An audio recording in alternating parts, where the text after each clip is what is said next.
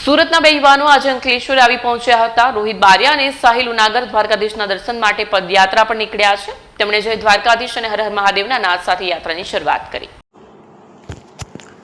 સુરતના બે યુવાનો રોહિત બારિયા અને સાહિલ ઉનાગર દ્વારકાધીશના દર્શન માટે પદયાત્રા પર નીકળ્યા છે. તેમણે જય દ્વારકાધીશ અને હર હર મહાદેવના નાદ સાથે યાત્રાની શરૂઆત કરી અને રસ્તામાં સ્થાનિક લોકોએ ભવ્ય સ્વાગત કર્યું. લોકો દ્વારા યાત્રા માટે દર્શાવાયેલ પ્રેમ અને સહકારથી યુવાનો ખૂબ પ્રભાવિત થયા. ભગવા વસ્ત્રો પહેરી અને હાથમાં તિરંગા પકડી તેઓ અંકલેશ્વર પહોંચ્યા, જ્યાંથી યાત્રાનું વધુ આશાવાદી અને ઉર્જાવાન અનુભવ શરૂ થયું. રોહિત અને સાહિલ અગાઉ અનેક ધાર્મિક સ્થળોની સાયકલ યાત્રા કરી ચૂક્યા છે. તેઓ 2024માં સુરતથી દ્વારકા સુધીની સાયકલ યાત્રા પૂર્ણ કરી. તેઓ ગંગોત્રી, યમનોત્રી, કેદારનાથ, બદ્રીનાથ, અમરનાથ અને નેપાળના પશુપતિનાથ સુધી સાયકલથી પ્રવાસ કરી ચૂક્યા છે.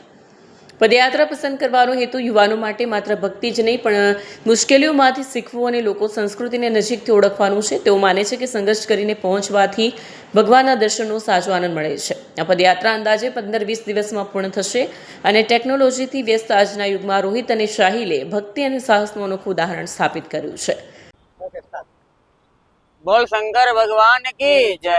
જય દ્વારકાધીશ. મિત્રો, ગુજરાતનો ગુજરાતી, સુરત શહેરનો રહેવાસી, મારું નામ છે રોહિત બારિયા અને મારા સાથી મિત્ર સાહિલભાઈ ઉનાગર. અમે બંને મિત્રો જઈ રહ્યા છીએ સુરત થી દ્વારકા પદયાત્રા. આની પહેલા મિત્રો આપણે સાયકલ યાત્રા ઘણી ખરી જગ્યાએ કરી છે.